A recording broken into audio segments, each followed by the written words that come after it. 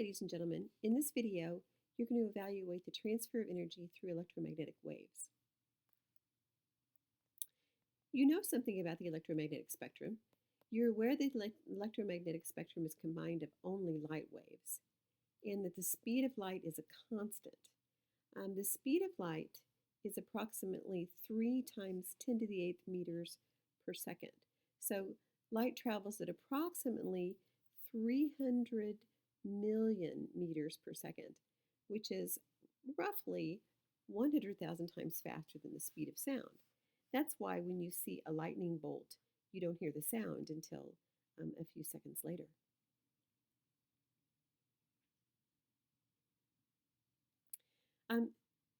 As a reminder, since all the waves on the electromagnetic spectrum are light waves, they all travel at the speed of light.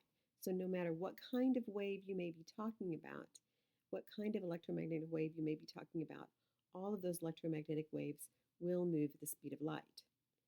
However, those waves will have different wavelengths, so that's how they're distinguished from one another. Radio waves have long wavelengths, however, gamma waves have very short wavelengths. So let's talk a little bit about the characteristics of a wave.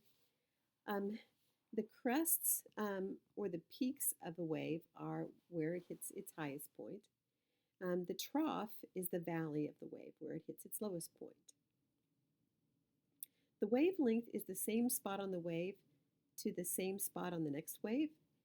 So this animation shows you that for 2 points on the wave. The wavelength the symbol for wavelength is a Greek letter lambda that looks a little bit like a witch's broom upside down. And the unit for wavelength is a meter.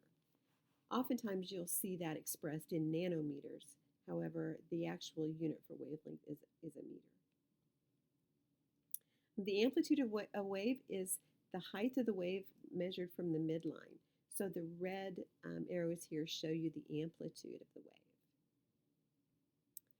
The wave frequency is how many times a full wavelength passes a given point in a specified period of time, which is usually a second. The units for frequency are called hertz, and a hertz is 1 cycle per second. So 1 hertz equals 1 cycle per second.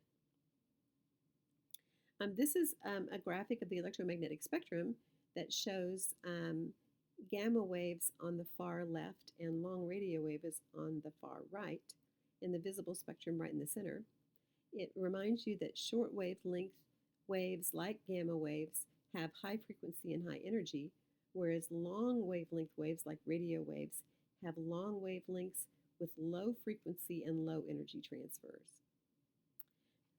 As a reminder, the visible light spectrum, that is a very small part of the electromagnetic spectrum. Visible light is comprised of the colors red, orange, yellow, green, blue, indigo, and violet, and the acronym for that is Roy G. Biv. That helps you keep those colors in order. If we look at the electromagnetic spectrum, always remember that visible light is right in the center, but it actually represents a very, very small part of the electromagnetic spectrum.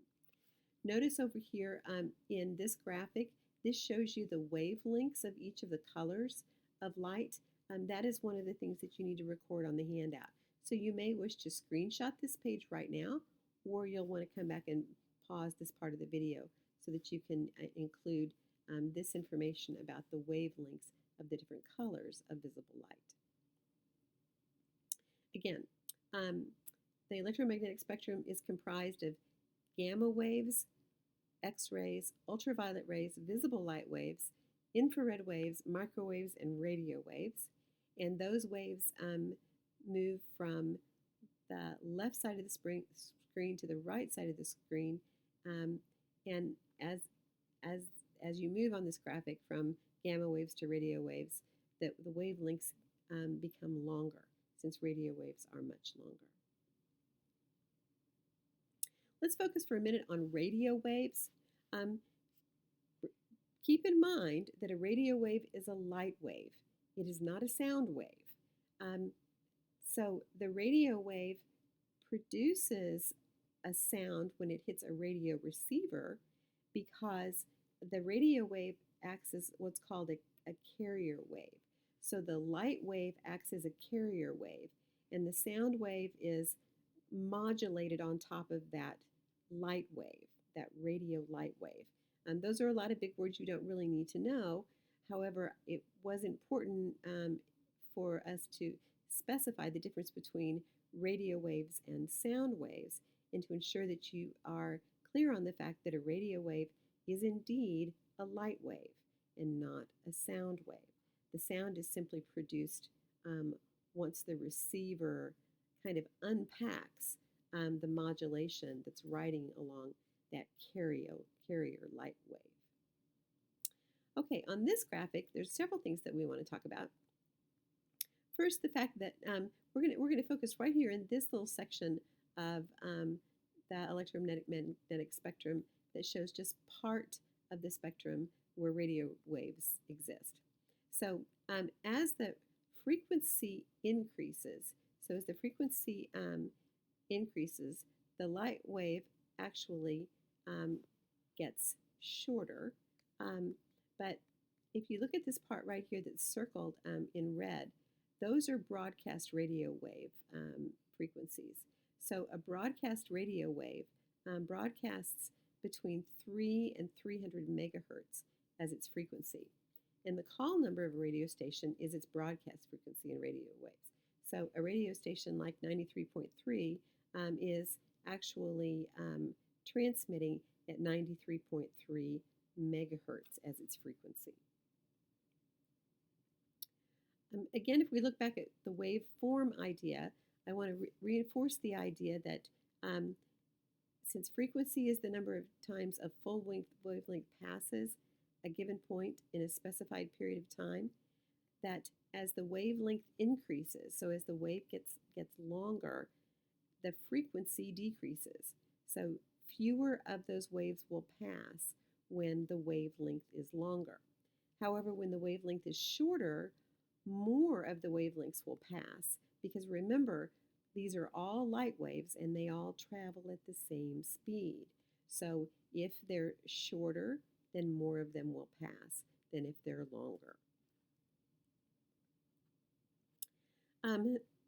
Again, we're going to look at the relationship between wavelength and frequency, and we're going to use this formula to do that.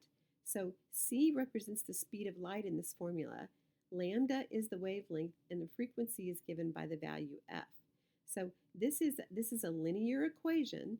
So as the wavelength value increases, so as this value increases, then the frequency has to decrease because the speed of light is a constant. This product always has to be the same. It always has to be about 300 million meters per second. So very important that you look at this and recognize that the linear relationship between wavelength and frequency is what drives part of the evaluations that you will make when you're evaluating certain radio waves. Speed of light is a constant, so wavelength and frequency will be inversely proportional. If wavelength goes up, frequency must go down in order for their product to remain the same. And that's reflected here on this graphic, that in order for this product to always equal the same value of C, then as frequency increases, the wavelength must decrease. Now, if we look at it from the point of view of the energy and the frequency, this is a formula that gives the energy of light. So the energy of light is given here as E, and it is the product of the frequency and something called Planck's constant. Planck's constant is a reflection of the photon energy of a light wave. A photon is the particle that transfers light energy. Light energy is transferred both as wave and particle energy. So that starts getting beyond what you need to know. However, you do need to know how to evaluate this equation, that Planck's constant never changes. This value stays the same. So if frequency goes up, then energy goes up. If frequency goes down, energy goes down. So this graph shows that relationship. Um, Energy and frequency are directly proportional. They change in the same direction. This graph shows that idea. All right, so hopefully after looking through this, you have a better idea about how to evaluate energy transfers by light waves based on frequency and wavelength of those light waves. Good luck. Be sure and go back to our website and use some of the graphics on our website to help you with the last few items on the response page that you're filling out.